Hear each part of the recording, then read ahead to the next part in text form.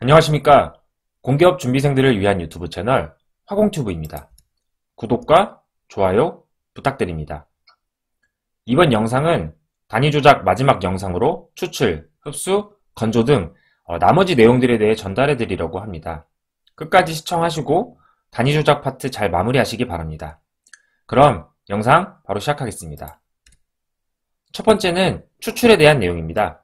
추출이란 고체 혼합물 또는 액체 혼합물로부터 특정 성분만을 추출하기 위해 용매를 접촉하여 성분을 분리하는 조작을 말하며 비등점 차이가 작은 혼합물을 분리하는 데 사용됩니다. 추출에 대한 내용에 앞서 간단한 용어 정리입니다. 추출 파트에서 쓰이는 용어들은 다음과 같이 있으며 한 번쯤 읽으시고 정리하시기 바랍니다. 추출 장치는 고액 추출 장치와 액액 추출 장치로 나뉩니다. 고액 추출 장치는 특별히 침출이라고도 불립니다. 고액 추출 장치에는 굵은 입자를 추출하는 침출조, 다중단 추출 장치, 연속 추출기 등이 있습니다. 그리고 작은 입자를 추출하는 장치에는 도루 교반기가 있습니다.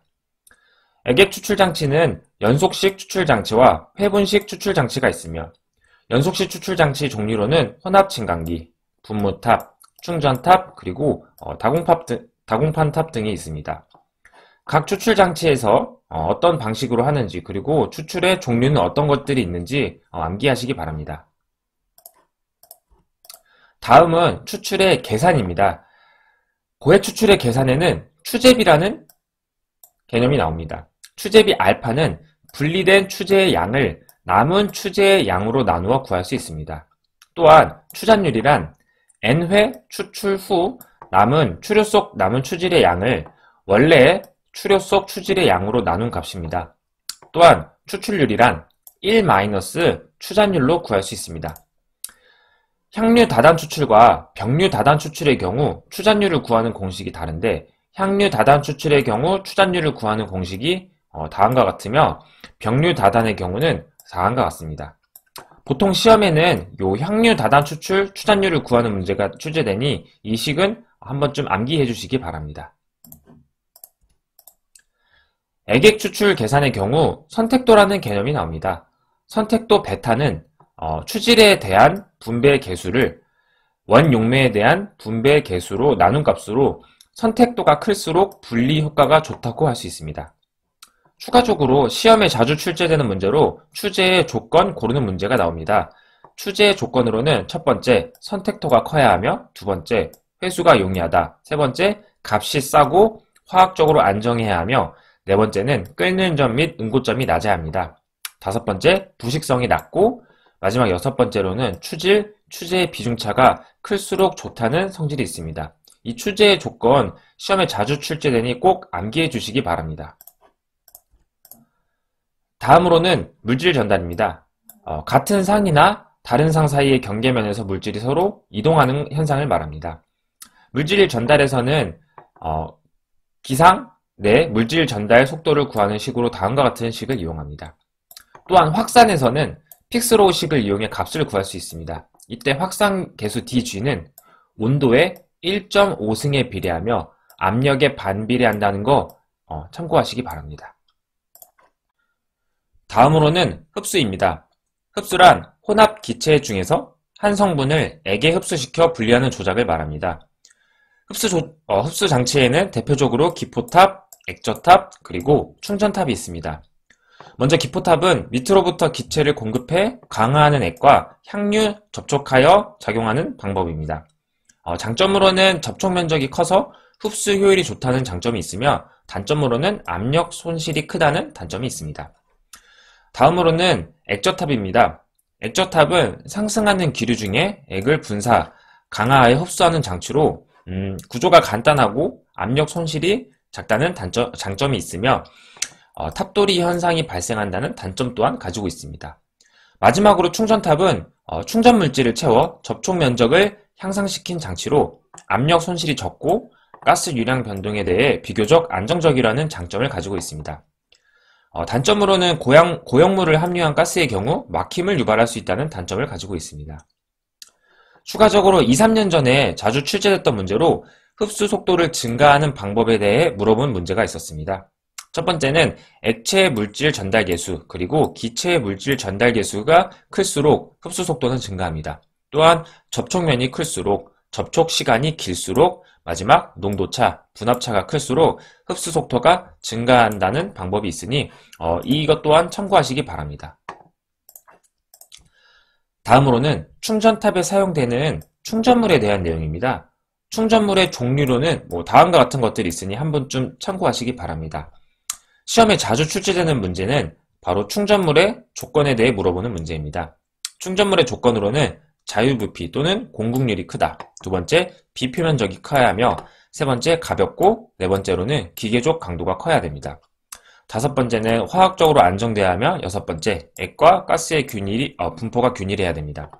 일곱 번째, 값이 싸고 구하기 쉬워야 하며, 여덟 번째는 충전 밀도가 커야 합니다. 마지막 아홉 번째는 액의 흡수액 보유량인 홀드업이 적어야 됩니다. 이 홀드업이 클수록 압력 손실이 증가하고 운전 비용이 상승하므로 홀드업을 작게 해야 한다는 조건이 있습니다. 추가적으로 공극률이라는 개념이 있습니다. 공극률이란 전체 부피 중에서 공극이 차지하는 부피를 말하는 식이며 구하는 식은 다음과 같습니다.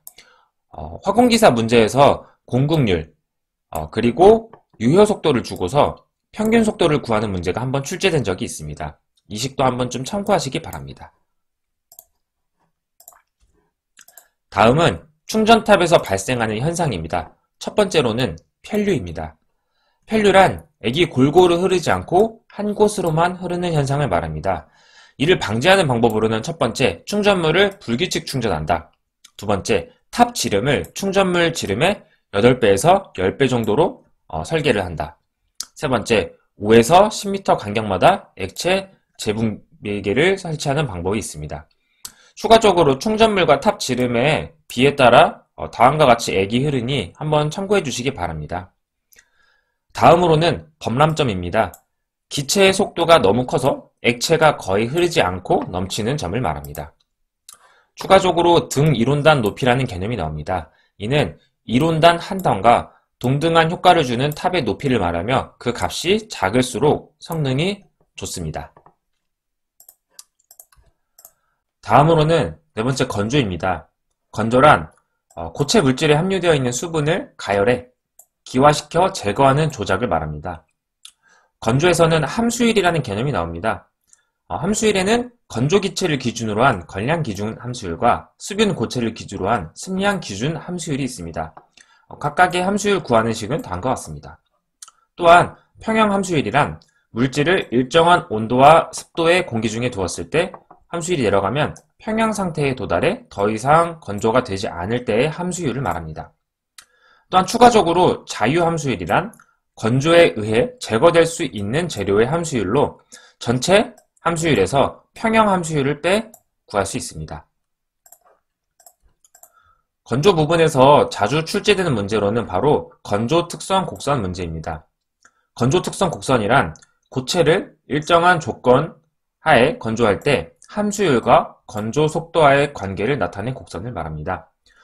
건조 특성 곡선은 재료의 예열 구간, 그리고 항률 건조 구간, 마지막 세 번째 감률 건조 구간, 이렇게 세 개로 나누어 나눌 수 있습니다. 다음 슬라이드에서 조금 더 자세히 말씀드리겠습니다. 첫 번째로 재료 예열 구간에서는 재료가 예열되고 함수율이 서서히 감소하는 구간입니다. 두 번째, 항률 건조 구간은 함수율이 직선적으로 감소하며 온도는 일정하고 이때 열량이 수분 증발로 소비되는 구간입니다. 마지막 세 번째, 감률 건조 구간은 재료의 온도가 상승되며 재료 내부에 온도 구배가 생성됩니다. 이 왼쪽에 있는 그래프는 시간에 따른 건조 속도를 나타낸 그래프이며 오른쪽에 있는 그래프는 건조 시간에 따른 함수율과 재료의 온도를 나타낸 식입니다. 두 그래프를 비교하면서 건조 시간에 따라 어떻게 변화하는지 한번 확인하시기 바랍니다. 추가적으로 한계 함수율이라는 개념이 나옵니다. 한계 함수율이란 항률 건조 기간에서 감률 건조 기간으로 가는 이때 함수율을 말합니다. 또한 건조 특성 곡선에서 자주 출제되는 문제로는 재료의 특징에 따른 감률 건조 구간의 그래프 개형을 물어보는 문제입니다. 이 감열 건조 기간의 그래프를 조금 더 자세히 살펴보면 그래프의 개형은 A, B, C, D 네 가지 모양이 있습니다. 첫 번째, 볼록형의 경우 모세관 현상을 이용한 재료. 두 번째, 직선형의 경우 플레이크상 재료. 세 번째, 직선 더하기 오목형의 그래프는 곡물 건조. 마지막 네 번째, 오목형의 그래프는 치밀한 고체의 비누와 같은 치밀한 고체의 재료입니다. 각각의 모양, 그리고 이때의 재료들의 종류 기억하시기 바랍니다. 다음으로는 분쇄입니다. 분쇄란 고체를 기계적으로 잘게 부수는 조작을 말하며 분류로는 중간 분쇄기 그리고 미분쇄기가 있으며 각각의 종류는 다음과 같이 있습니다. 또한 특별히 볼밀, 롤러 분쇄기, 제트밀 등에 대한 내용은 아래와 같으니 한 번쯤 참고하시기 바랍니다. 분쇄 부분에서는 분쇄 법칙에 대한 문제가 종종 출제됩니다. 분쇄 법칙은 루이스 일반식으로부터 이 n값에 따라 유도할 수 있습니다. 첫 번째로 n은 2일 때의 식을 리팅거 법칙이라고 합니다. 분쇄 에너지는 직경에 반비례합니다. 두 번째로 n은 1일 때의 법칙을 킥의 법칙이라고 하며 분쇄에 필요한 일은 분쇄 전후의 입경비에 관계됩니다. 마지막 세 번째, n은 1.5일 때를 본드의 법칙이라고 합니다. 그리고 분쇄 에너지는 입경의 제곱근에 반비례합니다. 본드의 법칙에서 입경을 만드는 데 소요되는 일은 부피에 대한 표면적의 제곱근에 비례한다 라는 보기가 화공기사에서 나왔었으니 그냥 한 번쯤 참고하시기 바랍니다. 단위 조작 네 번째 영상 마지막 내용으로는 흡착입니다. 흡착이란 계면에서 기체 또는 액체 혼합물 중 목적 성분을 제3의 물질을 이용하여 분리하는 조작입니다. 흡착의 종류로는 물리적 흡착과 화학적 흡착이 있습니다. 물리 흡착의 경우 반데르 발스 힘이 작용하며 다분자층 흡착이 가능합니다. 그리고 일반적으로 발열 반응이며 가역성이 높습니다. 화학 흡착의 경우 화학적 결합이 작용하며 단분자층 흡착으로 가역 반응이 쉽지 않습니다. 다음으로는 흡착 등원식입니다. 흡착 등원식에는 랑뮤에르 등원식, 그리고 프리들리, 마지막 BET식이 대표적입니다. 랑뮤에르식은 단분자층의 흡착을 설명한 식으로 덮임률 공식은 다음과 같습니다.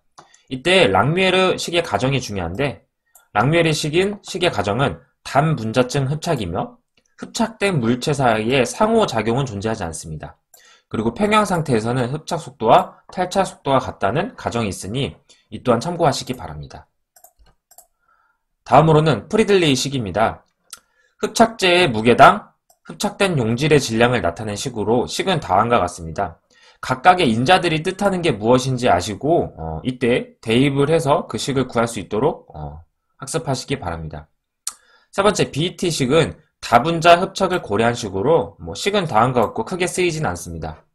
그 외에는 헨리식 그리고 레들리 피터슨식 등이 있습니다. 흡착 등원식의 종류 그리고 공식 알고 계시기 바랍니다. 추가로 피독이란 촉매 활성점 위 물질이 비가역적으로 침적되는 비활성화 과정을 말합니다. 이 또한 참고하시기 바랍니다. 이상으로 단위 조작에 대한 영상을 마쳤습니다. 단위 조작은 내용도 어렵고 양도 많다 보니 총 4번에 걸쳐 영상을 올렸습니다. 그만큼 중요한 단원이고 단위 조작 파트를 모르고는 절대로 고득점을 받을 수 없다는 거 꼭 기억하시기 바랍니다. 연말 연초가 겹쳐 영상 업로드가 다소 늦어진 점이 있는데 이 점은 조금 양해 부탁드리겠습니다. 앞으로는 더욱더 빨리 영상을 올릴 수 있도록 최대한 노력하겠습니다. 그리고 공부하시다가 혹시나 궁금한 점 있으시면 언제나 메일 또는 댓글로 문의해 주시면 제가 아는 선에 있어서 최대한 답변 드리겠습니다. 다음 영상으로는 반응공학 파트로 찾아뵙겠습니다. 도움이 되셨다면 구독과 좋아요 부탁드리겠습니다. 감사합니다.